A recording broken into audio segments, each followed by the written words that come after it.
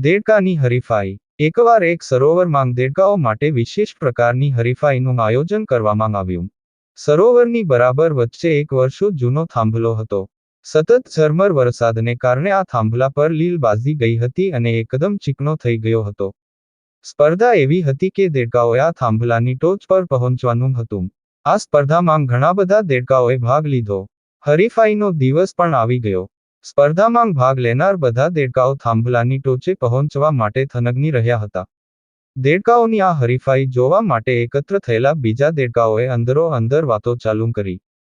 આ રેસ જીતવી શક્ય જ નથી। થાંભલો એટલો ચીકણો થઈ ગયો છે કે ટોચ પર કોઈ નહીં પહોંચી શકે। જો થોડે ઊંચે જઈને નીચે પડશે તો રામ રમી જાશે। ભાગ લેનારા દેડકાઓ આ સાંભળી રહ્યા હતા। આવી વાતો સાંભળીને થોડાએ તો રેસમાં ભાગ લેવાનું માંડી જવાળ્યું। જેમને ભાગ લીધો એ પણ જ્યાં થોડું ચઢ્યા ત્યાં તો અત્યંત ચીકણા થાંભલાને કારણે નીચે પડ્યા। એકત્ર થયેલા દેડકાઓ સહિતના બધા જ પ્રાણીઓ કહેવા લાગ્યા કે જુઓ, અમે કહેતા જ હતા કે આ શક્ય નથી, તો પણ ચડ્યા તો પડ્યાને હેઠા। કેટલાકે એકાદ વધુ પ્રયાસ પણ કરી જોયો પણ એમાં સફળતા ના મળતા ચડવાનું માંડી વાળ્યું। એક નાનો દેડકો વારે વારે નીચે પડવા છતાં ઉપર ચડવાના પ્રયાસો કરી રહ્યો હતો।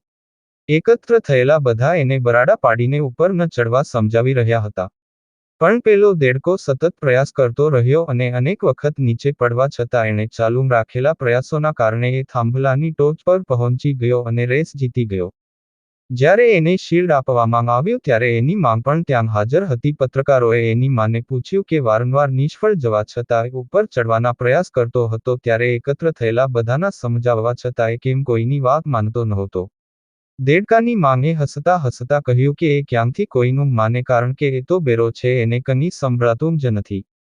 બૌદ્ધ મિત્રો, કોઈ કાર્ય હાથમાં લઈએ ત્યારે નિષ્ફળતાનો ડર બતાવનારા અનેક માણસો તમને મળશે અને જો એકાદ નાની નિષ્ફળતા મળે તો આપણે એની વાત સાચી પણ માની લઈશું, પણ જે આ દેડકાની જેમ બેરા બની જાય અને કોઈનું કંઈ સાંભળ્યા વગર સતત પ્રયાસ કરતા રહે તો વિજેતાનું ઇનામ વિધાતાએ એના માટે તૈયાર જ રાખ્યું હોય છે।